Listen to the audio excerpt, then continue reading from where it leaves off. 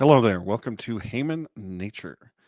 On this episode, the great Bob Murphy and I talk about the devastating fire situation that is afflicting Los Angeles, California. We talk about it from all different interesting types of axes, from the insurance to the wildland management to DEI, to some very hilarious things being said on that topic, and talk about how we can make things better in the future if we come to our senses on a few different metrics. So let's talk about fire and whether it's good or bad with the great Bob Murphy. Haman Nature, a journey in search of a peaceful and prosperous society with human nature as a guide. Led by your host, Adam Haman. Hello, Bob Murphy. Hello, Adam Haman. So the thing about fire is it's bad. Yeah. It's a bad thing. Frankenstein's monster was right. So we thought, folks, the obvious topic that is unavoidable right now, there's either that or the biopic of Robbie Williams about the monkey thing. And I just realized that the last 5 of my tweets have been about that, so I think I need to move on. And so, yes, let's talk about the fires in L.A. We're just going to, for this one, folks, I think Adam and I are going to be mostly just synthesizing and bringing together stuff that we've seen in our research on this, just to save you time and present it all in one comprehensive place and offer some commentary as well. So you had written something specifically on the fire insurance angle. Do you want to kick things off with that? Yeah, I'll give some of the broad brush because I heard that so many people didn't have insurance at all or were underinsured. And I also heard that, like, I think just a couple of weeks before, State Farm and Allstate and a couple other big insurers had just said they're going to pull out of the California market altogether. And that just shocked the heck out of me. Yeah, I think some of the basic, like, so it was either State Farm or Allstate in like mid 2023 stopped accepting new policies. Right. And then, all through 2024, like many thousands of policies were dropped. And then some as recently as like 6 weeks ago, I was seeing that there were cases of, some homeowner got their drop 6 weeks ago. So, so what's it just, it's greed, right? I mean, I don't know what else could it be. It's always greed. I mean, this darn greed just keeps popping up. No, I mean, if it's going to be California and, there's going to be some hideous government regulation that's at the source of it. So I looked, and I think the one that's most relevant was a ballot measure passed, Proposition 103 in 1988, passed with a very slim 51% majority. And it created an insurance department that capped the rate increases by insurers in the area. You had to literally go to this department and make a proposal as to why you think you should increase your rates. And then a bureaucracy will decide. And the process even allows a citizen advocacy group to come in and say, these insurers are all wet. They can offer fire insurance for lower premiums. That's just their greed talking. So, it all bubbled to the head to the point where, people know that the fires have been bad in LA for the last several years. And while the left screams climate change, people that are a little either on the right or a little more sensible or paying attention to the details notice that California is famously not managing their forests or wildlands for fire prevention. They're thinking that anything wild and tangled and dry and, is beautiful rather than, creating the man-made fire breaks that a responsible community would create. So I think these insurers are just up a tree based on their projections of the costs of building and the likelihood of fire. They have to raise their premiums. And if the government won't allow them, then they're going to stop offering policies, right? And then just to buttress that, the stuff I had seen, just to piggyback on what you're saying there, Adam, was the specific regulation. I believe it was something like, the insurers looking at, hey, there should be fire breaks here. There's too much dry tinder building up here. We got to remove this. And, they weren't doing it. And so eventually they said, this is going to be bad. If you want us to continue offer policies, we're going to have to raise premiums to such and such. And then, review board looked at like the historical claim data and said, what are you talking about? Looking at historical, experience, the premiums you want to charge are way higher than you need based on, and the insurers were saying, right, because we think it's going to be worse going forward. So it's an interesting interplay there. And they said, no, you can't raise rates. And so I said, all right, well, then we're not going to get policies. Yeah, they had two huge problems. They couldn't get reinsurance at rates that were affordable because any other reinsurer is going to look at the situation and go, yeah, fire is a huge problem here. And then the state has this thing called the FAIR plan. Stands for Fair Access to Insurance Requirement. You go onto a government website or a quasi-government website and you sign up for this thing and you get, this is for when you can't get how could regular there be an issue if they have something with that name? I mean, it's right in the name, right? Sure. And they built it into an acronym, so it's good. Yeah. But yeah, so you can say the private insurance company looks at your house and says, no, we can't write you a policy. The government won't let us charge the right rate, so I'm sorry. So you go to this website for the FAIR plan and you sign up, and it's famous for being super high premiums and super limited coverage. But here's the worst thing. It's not even a government program funded by taxpayers, which of course I would object to. But no, it's any insurer. The whole reason I looked into this thing is it's not that the insurance companies were saying we're going to stop issuing policies to specific homeowners in areas that we think are susceptible to fire damage. They're saying, no, we're going to pull out of California altogether. I'm like, why would you do that? Mm-hmm. Well, the reason is this FAIR Act isn't a government pool of money. It's funded by the threat of force by any insurer that remains doing business in the state. And it's not fully funded. So, I mean, this thing is woefully underfunded. I don't know if there's a mechanism in it by which they can claw out more money from the insurance companies that's already in it. But it is a whole Byzantine spider's web, viper nest, pick your metaphor, for government regulation, just making a thing, just making it a tragic train wreck. What's going to happen to these homeowners trying to rebuild and recover? Where's the money going to come from? That's interesting because, like, I know with flooding, the standard free market economist objection is that when the federal government comes in, or maybe it's the state level too, and subsidizes like homes that are built on the East Coast in areas prone to flooding, and people build these nice houses and whatever right on the beach, and then they get hit by a hurricane, and then oh wow, there's all this property damage. It's like, well, yeah, because you keep building all these resort homes, right? And private insurance wouldn't cover it. And so there, the issue is, you're subsidizing. And here it's the flip side. They say, oh no, this isn't tax dollars. We're not subsidizing all these famous actors and their homes next to a tinderbox.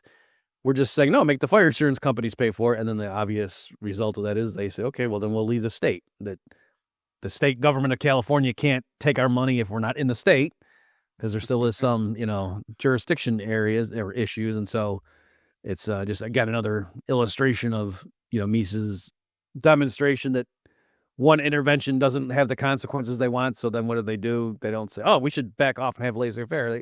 Or we'll do another intervention and we'll do another one and so forth. Every single time I see that dynamic at play, I'm reminded of the old lady who swallowed a spider. She swallowed the spider to catch the fly. It's this never-ending series of misadventures with government regulations requiring the next one. And it's not like you had to be, some sort of a brilliant climate analyst or study actuarial tables or be a brilliant insurance company to know that that Southern California was a disaster waiting to happen. All you had to do, it turns out, is be Joe Rogan. It's been a famous clip of something he said a little while back on his show, and let's just play the clip and listen to it. I talked to a fireman once. This is one of the reasons that freaked me out. And he was telling me, he goes, dude, one day, he goes, it's just going to be the right wind and fire's going to start in the right place and it's going to burn through LA all the way to the ocean. And there's not a fucking thing we can do about it. I go, really? He goes, yeah, we just get lucky. He goes, we get lucky with the wind. He goes, but if the wind hits the wrong way, it's just going to burn straight through LA and there's not going to be a thing we can do about it. Because these fires are so big, dude. When they're talking about like thousands of acres that are burning simultaneously with like 40-mile-an-hour winds. and the wind's just blowing embers through the air, and those embers are landing on roofs, and those houses are going up, and they're landing on bushes, and those bushes are going up, and everything's dry. And once it happens in a way where it's so spread out that there's nothing they can do. So there you go. I mean, it's if you got cancer, you can watch Rogan. If you have COVID, you watch Rogan, and if you have It's LA, pretty chilling. Yeah, fire safety, you watch Rogan. It's pretty chilling to hear him talk about that. And I think that, probably was a big part of the reason he left Los Angeles. There's other reasons too, COVID and taxes and everything else. But I mean, if you got a high up fire official telling you that, yeah, it's just a matter of luck that any forest fire hadn't been paired with these super high winds and just flooded through residential neighborhoods. And, we're going to bring up some other issues about DEI and whatnot, but I don't think any fire service in the country could have stopped these fires with those winds. Fire plus wind, as they learned in Maui, to devastating effect is just lethal. Yeah, and this maybe is a good time to discuss the linking to climate change. So there was a meme going around from Comrade Cisco. I'm sure Comrade doesn't mean anything political. Yeah, it's the Pirates of the Caribbean thing with the top frame says, "You best start believing in climate change," and it's like the human, pirate, and then the bottoms he turns into like the monster. He says, "Because the company insuring your home does." And so my problem with that is it's just this classic thing where the phrase climate change, it's a standard Mott and Bailey. And for people who don't know that term, it's become, fashionable to use it, and I've latched onto it because it's such a great concept of there's like the bigger area that's not as defensible, and then there's the stronger fortress that's way more defensible. And so classic way you see this used is the term feminism. And so people will say, in a marriage, anytime the husband has sex with the wife, it's really rape, if you think about it. And you're like, what? What are you talking about? You crazy? You crazy? And they say, that's feminism. And they say, oh no, feminism is just the idea that women have rights. And it's that kind of thing where they'll make a crazy outlandish claim, and then people go nuts, and then they'll back up when you challenge them and just say, all we mean by that is, and so likewise here, that thing, when that meme is saying you best believe in climate change, I don't think even Donald Trump would deny that global temperatures right now are different from when they were when the dinosaurs roamed the earth, right? So everyone concedes the climate changes. No one denies climate change. What they mean by that, of course, is why hasn't the U.S. government and other governments around the world gotten more serious about grossly restricting carbon dioxide emissions from human activities? That's what they mean. They don't mean, do you believe in climate change? They mean, do you believe in this specific set of policy measures? Okay, and so again, we don't know that the insurance companies believe in that. What we know is the insurance companies thought the risk of fire damage in 2022 to the present was a lot higher than it had been 10 years earlier. And that's why we would need to charge higher premiums. All right. From their behavior, we can't back out.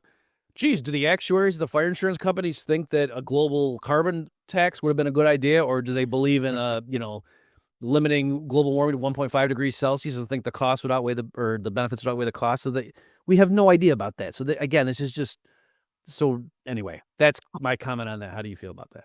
Well, I just find it hard to believe that someone on social media would use a recent tragedy to try and buttress some sort of a political claim. Yeah. Yeah. I'm mortified. So in any event, my point being, folks, is that, right, what we can observe from this is that the insurance companies knew there was much more likely to be fire damage for which, they would be on the hook contractually this year than 10 years ago. Okay, but that's really what we know. And again, as Rogan, nobody is denying that. That's not a shocking revelation. It's not that right-wingers for years have been denying that. I mean, Rogan was talking about, as Adam just played. I want to focus on another particular aspect of this government regulation that just knocked my socks off. I said they have to petition this Department of Insurance, whatever it was called, something horrible, in order to be able to get permission to raise their premiums. And one of the arguments they literally were just not allowed to make It's like a judge, throwing evidence out of a trial or something. One of the things the insurance companies could not do is project into the future what they think costs are going to be due to any kind of change, increasing costs to rebuild houses or wildfire management or climate change or anything. No matter, it was some weird thing that you literally could not. You could use actuarial tables, look at the past, but they couldn't allow evidence or arguments saying going forward we think costs are going to be X, Y, and Z. Therefore, we need to raise our premiums. Like, the department would just say, "Oh no, you can't talk. You can't talk about the future. What are you doing here?" Okay, yeah, so that dovetails with the stories I had read. So I'm glad it kind of confirms that, and you can see why they would say that, right, from their perspective. They're like, oh no, you're just a greedy insurance company. You're just making stuff up. Yeah, I get the argument. Claims like that, and so whereas no, we're going to limit it to the hard facts and what how much were your claims over the last 5 years and moving average and blah blah blah. So it is just interesting. And again, it comes down to when you start regulating this stuff. That's the problem you're going to get into. Like if they're going to give a local monopoly on electricity service, that's why they do the cost plus pricing model. Right. If you outlaw competition, I'm not saying here there was outlawed competition, but I was saying I get why these regulators think like that because, if there's a captive market, I mean, people could just charge for anything they want. Yeah, and all these people are left without fire insurance or something terrible that they thought would be great because it's called FAIR. Because this government agency thought that it could, on the margin really set what the price for insurance is supposed to be. It's everything wrong with socialism. Cue your Hayek quote or your Mises quote. Instead of the interplay of a bunch of suppliers and a bunch of consumers wrangling for an array of insurance products at varying prices for various levels of coverage, instead you just get one bureaucratic agency saying this high a premium and no higher, and cue the disaster. Now, there's been a lot of other complaints people have levied against this. So why don't we run through them? So the big one that people have said is the DEI stuff. And so here, I didn't want to make too much of it because whenever there's a problem, my original tweet on this was, hey, guess what, folks? Turns out the fires in LA confirmed everybody's political views from last week. Everyone, oh yeah, it's climate change. I'm telling you. And others say, yeah, stupid DEI stuff and these lesbians. And so, but here on the DEI stuff, they're not cherry picking, and they really did make a big deal of that stuff. So I don't know in the grand scheme, is it that, we see footage here of, a bunch of female firefighters, they dropped the hose out of exhaustion and then the home burned down because they couldn't, I can't say whether in the grand scheme that matters. To me, though, it's at least a matter of opportunity costs that, as we're going to document here, folks, we're going to go through clearly, besides just, hey, it's a freak thing and, there's fire and there's heat and winds. What are you going to do? There was tons of things that they were asleep at the wheel. And so at the very least, you can say this focus on DEI distracted them from these other possible things. So just to give some evidence backing that up. So here, these clips come from John Popola did a take on this. Then so he got some footage and we're just using that. So we'll link to him in the show notes, folks. But so here is the local news team back in 2022 when the first woman who's also part of the LGBTQ got appointed and how important it was. So just a clip, short little clip here. Welcome back to CBS Saturday Morning. The city of Los Angeles swore in a new fire chief yesterday, and for the first time in history of the department, she is a woman. Amazing. The most amazing thing ever. Can you believe it? Kristen Crowley will lead the nation's third largest firefighting force in our second biggest city as a push for diversity continues in a male-dominated field. And this is huge for diversity. She's not only the first woman, also the first LGBTQ person to take this position. Okay, so again, not to make a big deal on, but the point is, it's not that she happened to be a lesbian and now the right wing's biting. No, the left made a huge deal of it at the time, and so now when stuff blows up in their face, that's certainly something you can bring up. And then also just to show, like, oh, come on, that was just a one-off thing, like a milestone. It's not like it affected their day-to-day. Yeah, it did. So here, Christopher Rufo, of course, we'll link to this, folks, on January 9th, had this tweet, and he says, the LA Fire Department's strategic plan made DEI and a progressive work environment two of their top 3 priorities, regarding them as more important than, quote, technological innovations and disaster recovery capabilities, which it ranked last. So specifically, it's from this, Kristen Crowley, fire chief's memo or something she put out, and she says, our 7 key goals will focus on the following. So in fairness, number 1 is deliver exceptional public safety and emergency services. Okay, so they did say that is number 1. But number 2 is promote a safe, healthy, and progressive work environment that effectively manages personal and organizational risk. 3 is commit to an organization that embraces diversity, equity, and inclusion. Okay, and then down number 7 is enhance community resilience, disaster recovery capabilities, and environmental sustainability. Okay, so that's what Rufo meant when he said that, they put that leg in. And so number 3 is literally the DEI stuff.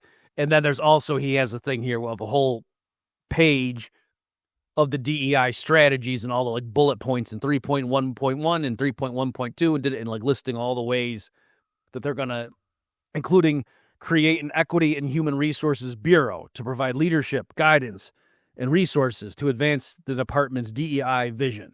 Okay, so I'm just saying that because that phrase, the terminology DEI gets thrown around so much, I almost want to make sure people realize that's a real thing. It's not like the right wing made that up or something.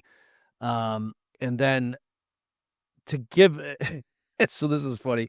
Here's I'm just going through some things, Adam.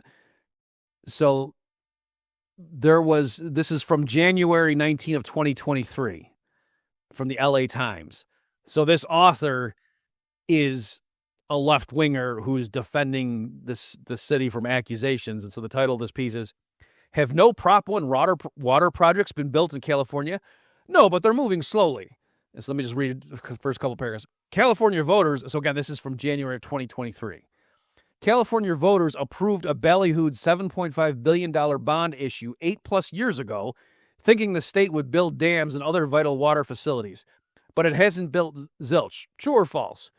That's the rap. The voters were taken. The state can't get its act together. Republicans and agriculture interests in particular make that charge, but the complaint is also widespread throughout the state. Okay, so this guy is summarizing the climate back in January of 2023, saying there's a lot of Republicans who are mad that, hey, 7 or 8 years ago, we approved a $7.5 billion bond issuance to bolster our water supplies, and they haven't done that. And this guy's saying, well, okay, yeah. And he said, there's some truth in the allegation, but it's basically a bum rap. No dams have been built, that's true. But 1 will be, and 2 will be expanded. And hundreds of... So it's 8+ years after the thing was passed, and he's admitting, so far, yeah, sure, nothing has been done, but they are going to do something. It makes you wonder... defense. It makes you wonder how many years would have to go by before it was a bum. Yeah. It wasn't a bum rap. And then another quick one. I just got 2 more.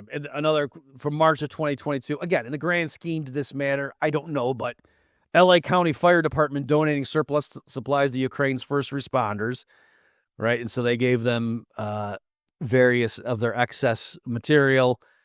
And then this guy, Austin Jeffs from the Free Press, this is from January 2025. Like, this is very recent, like, after the fires are burning down all the neighborhood. And the title is, Why is the Santa Ynez Reservoir Empty? The Palisades fire has, at the time of writing, burned over 22,000 acres, thousands of structures, blah, blah, blah. It broke out on January 7th, and by Wednesday, 3 a.m. the next day, the firefighters were essentially out of water to fight it. Why? Well, there's the Santa Ynez Reservoir, which holds 117 million gallons, and it's the water supply for the Pacific Palisades. But it has been empty since February of last year. Jesus. And it says, when officials say it was drained to allow repairs to a torn cover that prevents evaporation. Austin, the reporter, saw no construction materials or vehicles around the reservoir on Friday. Meaning if the reason it's been empty is because they were repairing it, where are the repair vehicles, right? Firefighters told him that there was no communication from the Los Angeles Department of Water and Power to the LA Fire Department about any water supply issues. No one informed them that the reservoir was empty when they began fighting the Palisades fire. Instead, the LAFD had to use water supply from 3 backup tanks, each holding about 1 million gallons. They blew through it in less than a day. Why was the reservoir allowed to stay empty for nearly a year? When it became clear that the Santa Ana winds would coincide with this remarkably dry rainy season, why didn't the DWP start refilling it? And so then, but here, we do have a comment here, Adam, from the guy in charge. Governor Newsom has ordered an independent investigation, while the DWP general manager, Martin Adams, said that the Santa Ynez Reservoir being filled with its 117 million gallons of water would have, quote, helped, but not, quote, saved the day. So he is conceding that, sure, if this thing that was supposed to be the source of their water supply, we didn't even tell the fire department that this has been empty since February. Had that been full of 117 gallons, maybe it would have helped, but, you know, I don't know that it would have saved the day. So there you have it. So again, it's when you see people complaining about mismanagement and incompetence and whatever, this is the kind of stuff they mean. Yeah, there's a lot of things there. The fact that reservoir was empty for over 10 months goes to show the pernicious awfulness of DEI, because I guarantee that they had great DEI for those entire 10 months, because that's what they're focusing on. You know, they may have provide excellent fire service number 1 on that list of things that they're supposed to do, but you can tell what they're leading with, because being awesome at DEI is what gets them great news coverage on that local news show that we were talking about. It's just a fact of management that you cannot simultaneously put your top attention on multiple goals. And if you're focusing on the DEI of your industry, it has to be the case that you're, as you alluded to with opportunity costs, you're not emphasizing merit in stopping fires in your hiring practices, and you're obviously not, you were focusing on something other than refilling that reservoir and fixing the tarp cover or whatever it was. What were you focusing on as you're being paid these hundreds of thousands of dollars a year? Well, I bet it was something DEI-ish. And it just goes to show, when you focus on something irrelevant, people's houses burn up. But I did want to make one point. I agree with the weasel who said, it wouldn't have saved the day even if this reservoir was full. You know, based on the chilling effect I got watching that Joe Rogan Experience clip, I do believe that even a competent fire department probably would have been overwhelmed with this particular wildfire. I think it winds that strong and multiple sources of burning. I don't know if you looked into that much. You know, it looked like arson in a bunch of spots. But I think even a competent state fire department would have been overwhelmed. But the DEI just made it an immediate collapse. It looked like. Yeah, anyway. It's hard to say, because another element in this is, here's a news story. Billionaire tycoon is blasted after hiring a private fire crew to protect his luxury outdoor mall as devastating wildfires continue to rip through L.A. And so L.A. residents are furious. A billionaire tycoon spent thousands of dollars on private firefighters to help protect his business, while emergency services struggle to contain the flames. Billionaire developer and former mayoral candidate Rick Caruso is receiving backlash. So the guy who lost running for mayor,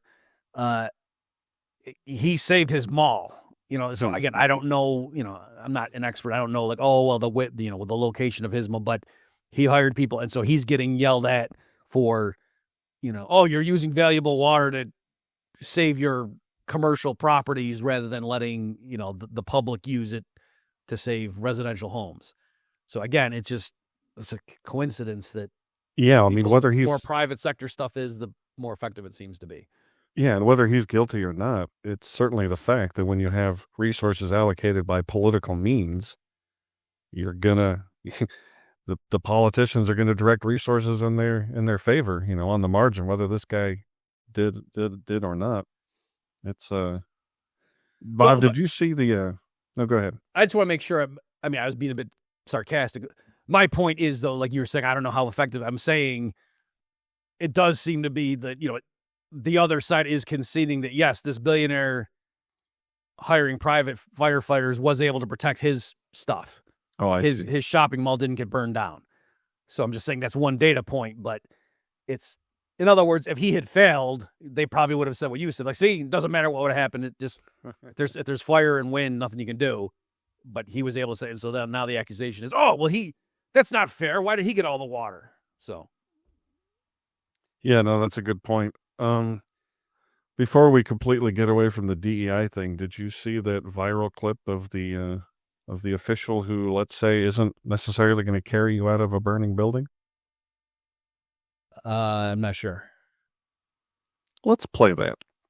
You want to see somebody that responds to your house, your emergency, whether it's a medical call or a fire call, that looks like you. It gives that person a little bit more ease, knowing that somebody might understand their situation better. Is she strong enough to do this? Or you couldn't carry my husband out of a fire, which my response is, he got himself in the wrong place if I have to carry him out of a fire.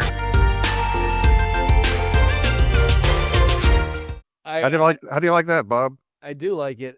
I also liked there were some women on Twitter that they were saying something like, people keep saying that I don't care when the firefighters show up what they look like, but no, I want them to look like this. And they were showing like, jacked guys with their shirts off and their six pack and everything. So good one, heterosexual ladies. I'll give you that one. That was funny.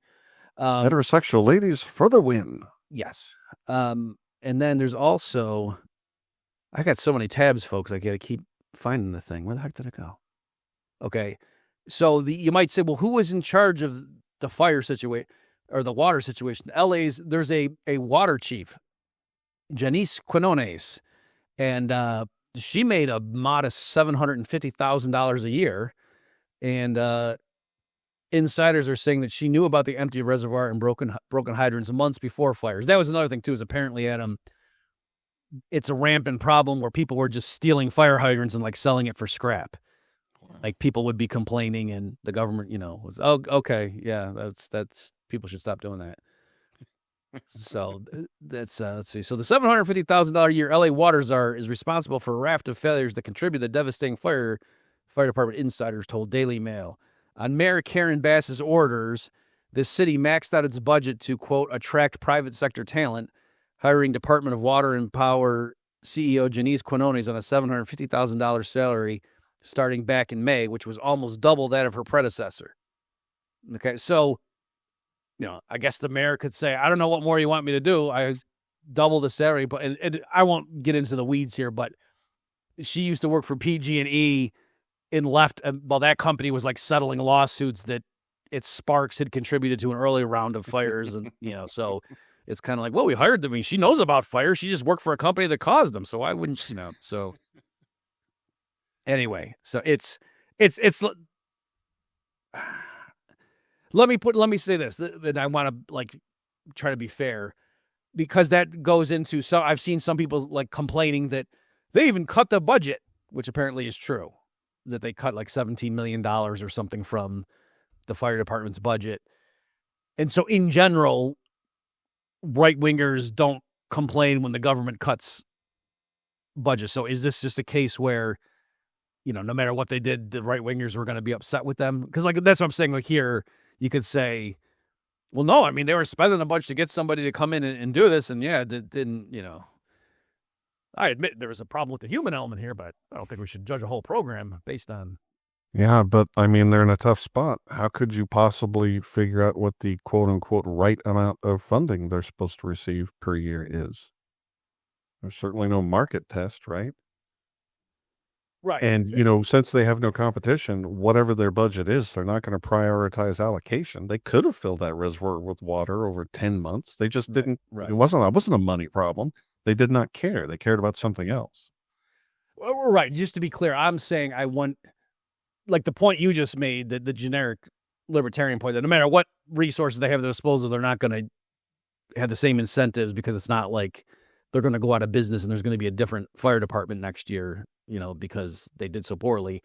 But I guess what I'm saying is, had they raised the had they spent a lot more on fire prevention efforts and things, and this happened, the right-winger critics would not have said, well, geez, I'll give them a pass, because I mean, they did spend a lot more. And like with this lady, the fact that she got paid $750,000 is extra reason to be mad at the mayor. Like, you had this thing happen and you wasted so much hiring this lady to come in. You know what I mean? Whereas at least the mayor's official statement there of, the reason they pay that much is because we want to attract private sector talent. Ostensibly that should be something right wingers would like. So I don't know if you get what the point I'm trying to make at is that obviously no matter what the government does, it's going to be screwed up. But I'm saying I feel like no matter what they had done with the budget, the Republican conservative critics would have pointed at that and said, aha, why did you do that? That was a mistake. Just like here, yeah. They're not going to say, well, at least you did pay $750,000 to get somebody in charge of the water. And maybe if you had just spent $1 million to get someone even more qualified next time, they would have filled the reservoir. That's not what they're saying. They're saying you wasted money on that. And then when they cut the budget over here, and why did you cut the budget? Yeah. If you get what I'm saying. Well, yeah, I'm not sure I'm getting the point you're making, but what I'm hearing It's a good one. No, I take that as a given. But what I'm hearing is the internal contradiction from my perspective of right-winger Republicans who think that providing fire protection services is something that the government can, in principle, do effectively if just smart, sensible, maybe private sector people were put in charge. And to that, I say, you're a fool, right-wing Republican. It doesn't matter. It's the incentive structures inherent in the system, the monopoly system. It's not how big the budget was or who was in charge. So, yeah, are we being too clever? And here, it's folks, we're just riffing now at this point, just because again, we got to give you value add here. So we're trying to go meta. I'm just with stuff like this. I wonder though, are we being too cute? Like, sure, guys, socialism doesn't work. You need market incentives and whatever. But if the reservoir is bone dry, and everyone's telling you there's a real chance of fire, maybe make sure that gets filled, or tell the fire department, by the way, your chief water supply is empty. Like, that's something that, and assuming that they're not just covering their butt, maybe they did know that and they're just lying, who knows, but that's a good point. I'm not suggesting that you couldn't improve this crappy fire department by getting rid of this ridiculous focus on DEI. I'm just saying that whatever incremental improvements you can make, it would pale in comparison to a free market in fire protection services. Maybe if I could make an analogy, it was ironic because Brian Kaplan one time had a thing where he was saying, if you, based on some of our rhetoric as libertarian anarcho-capitalists, you'd think that the government couldn't do anything right. But I mean, the drinking water is pretty good in the United States. And then the Flint thing happened. And so that was kind of ironic. But on the other hand, it's like, the Flint thing, I mean, yeah, we can say that's government for you, but it's like, how hard is it to fix the water after years? You know what I mean? Like, it's amazing that it happens, and it's a good case study to show, nope, see, they really don't care. And if there's a bureaucracy in place and they don't care, and it'll take years to sort.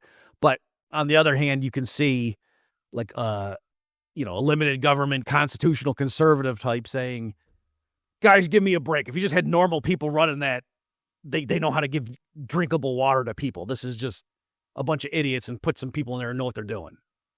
It's hard to see when the counterfactual is crowded out so effectively. Like, the government does take a whole bunch of our money, and it does give us something that it calls roads. And we're pretty sure that could be done in a better manner if it was private, or even if you just had better management. But it is hard to, we get something for our money. It's just terrible. Yeah. I mean, we do get military protection for our huge, taxpayer dollars. It just comes with blowback and foreign intervention and all sorts of other horrible things. But yeah, we do have tanks. So I guess, is it worth? I suppose in terms of the free market. Oh, what's your guys' alternative? I think you just have alluded to it, and we've been hinting at it that, at the very least, if somebody royally screws up, they go out of business. Yeah. You know what I mean? So even if there are economies of scale and, it would just be one company that would dominate. Okay. And when they have a royal screw up like this, they go out of business at least. And there's some limit to it. Whereas if we've seen, it's not like that, Governor Newsom might not be president now. And so I suppose that's a thing. Yeah. Let me throw a dart at it just to get things started. Just right off the bat, if there was a complete free market in insurance in California, it's not just that the rates would be allowed to rise to reflect the actual risk of fire. There'd be incentive from both the insurer and the customer to do things to mitigate that risk, to lower the premiums that they have to pay. You see this in all other types of insurance, and there's no reason why that couldn't be implemented in Southern California, except that the government has crowded out one of the biggest variables, which is provision of where the water comes from. That's a socialized good, and how you control these forests and the wildlands where the fire really gains steam before it hits a neighborhood. Yeah, so great points, and that brings an economic calculation. So yes, if those had been more market-provided goods, the price signals would have been there. Right. And so it would have been more obvious if what the true cost was of like saying, oh no, you if the trees fall down, you got to just leave them there because it's nature. You can't clear the brush. Right. And to say, well, then that means all states charging me $600,000 more, and no, the lush environmental pristine beauty of the forest undisturbed. I don't want that. I want to clear that out to be able to. So whereas now having to have the premium hikes approved by the commission or whatever, that does somewhat insulate people from realizing just how costly their environmental, green legislation is. And the same thing with the water, the reservoir, like if that had been a private business and they had known, oh, in the event that movie stars' homes are about to get burned down, you know how much we could sell water for? And if we had 117 million gallons Right. that we were allowed to quote, charge gouging prices for, that would be pretty lucrative. So let's make sure we're not caught empty-handed when water is the most valuable commodity in this region. Like we want to have a bunch of that. It's not that beer companies all of a sudden in the middle of August are, oh shoot, we're out of beer. That doesn't happen. No, it'll never happen. There's another aspect of resource allocation in free markets that's useful to point out. If prices are functioning effectively, you'll be able to find out if you're doing something like building a house in an unsustainable place in the first place, right? Like maybe where you're building is just so prone to fire that it doesn't make sense to build there. Just like, without being able to get flood insurance, you probably shouldn't build on that rocky peninsula where only a lighthouse should exist because it's going to get flooded. These socialized programs make our species build places that they shouldn't build. It just doesn't make any sense. You have to have somebody else paying for the cost for you to get to build in your beachfront home, and have somebody else subsidize the insurance. Yes, exactly. And I had on the gouging thing that I went through there, I just reminded myself. So this Newsom guy, maybe I'm reading too much into it. And John Popola made the same point in these interviews where he seems pretty glib, whereas, and I will say, like, I'm not a fan of Rudy Giuliani, but I was at NYU, when 9/11 happened. I mean, not physically. I was living in New Jersey at the time. I saw the second, like I was looking out my window and saw the second tower go down. And Giuliani, there was a brief period for like a 48-hour stretch where he was not a politician. He really was just the guy. And, like at press conferences, they were asking him stuff. And a lot of times he would just say, I don't know. We're working on that. I don't know. You know what I mean? Like he wasn't hemming and hawing. He was just letting them know, I don't know the answer. It's a good question. I don't know. We're looking at it. And then later, of course, he capitalized on that, Yes. America's mayor and all that. But I'm saying for that 48 hour, it really looked like he was shocked and like, what do we do? And I got to lead these people and we got to bounce back. And, how do we help everybody? Because, I'm leading this people right now. So anyway, I'm just saying he really did seem like, whereas Newsom, I'm not getting that sense at all. I think he's, and where I'm going with this, folks, is so that he had a tweet that came out recently saying, just issued an executive order that will allow victims of the SoCal fires to not get caught up in bureaucratic red tape and quickly rebuild their homes. We are also extending key price gouging protections to help make rebuilding more affordable. So my point is, he's clearly just posturing there. That red tape, he's been governor since 2019. The red tape that's there is partly, that he was okay with that. Like, Is it here for a reason or isn't it? So, yeah, right. Why have red tape? Yeah, if it's bureaucratic red tape, then why do you have it? And are you going to put it back when it's to give an analogy? By the way, I'm not saying it would never make sense to do that. Like, for example, a couple days ago, I had my little kids with me and we were going to a diner and it was new. And we get in there, and I forgot to bring my hand sanitizer. All right, and I'm a germaphobe, and we start eating, and my 4-year-old says, "How come we're not washing our hands before we eat?" And I went, "Yeah, buddy, it's," and the answer was because he had his little brother with him, and to take them into the bathroom, and I didn't know what the situation was going to be, and it just would have been more hassle. And I had done the calculation and thought, okay, I know when their hands were more recently washed, and I'm going to touch the door handle, and I'll try not to eat with that. So I'm going through all that stuff. But I didn't say, oh, yeah, for this meal, we're going to get rid of that stupid rule about hand washing before, you know what I mean? Like, I acknowledge that, yes, there is a reason for that rule. The situation right now, I'm going to make the judgment call that we're going to put that rule aside for right now, and I think it's okay. So that's my point, that the language use. I'm not saying it's crazy that he had an executive order to suspend those things, and he could say, yes, normally the environmental review process, but here really there's, okay. But to just posture him as bureaucratic red tape, like, give me a break, like he's, Rush Limbaugh or something. Anyway. I thought his response was terrible and cringy and awful too, and I detected something.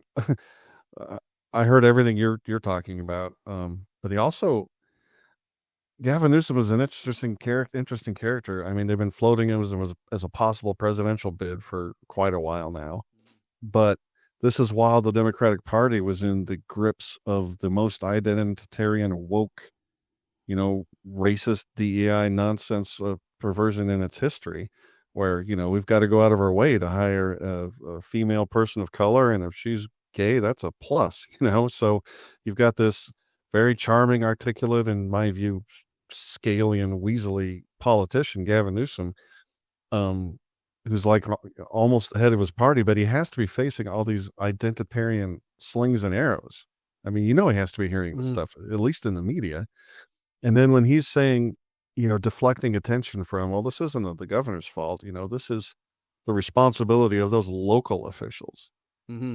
Every time I heard him say local officials, I mean, there's nothing wrong with those words, but I kept hearing a little misogyny and a little racism every time he said that. Don't blame the straight white guy for this. This is those local officials that are screwing up. Yeah. Yeah. Almost felt like he was, getting his digs in. This one wasn't my fault. Yeah. He's like, hey, at least I'm in the country, right? Like, at least I'm answering the question. All right. Well, getting into specifics of how a free market would have handled. Actually, we didn't play that clip yet.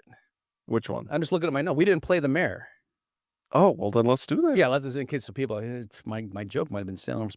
So folks, in contrast to the slippery Governor Newsom, who at least is there and fields questions and just throws his subordinates under the bus, here's how the mayor handled questions. And she wasn't in the country.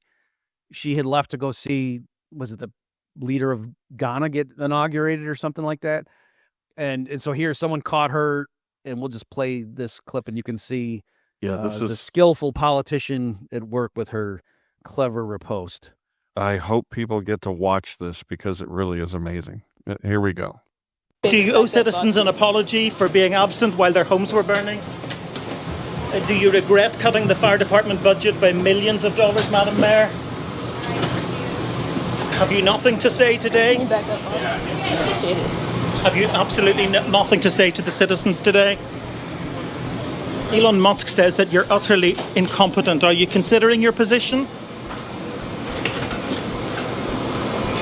So beforehand, Adam and we both commented that we had heard people alluding to it. Oh, how bad could it be? And you watch it, and it's so bad you're almost wondering, Adam, you thought, was the guy just being like piped in, and was she not hearing the audio or something? I was literally wondering if this was a troll who took a video, stripped out the real audio, and put some English person asking a question that this lady can't even hear.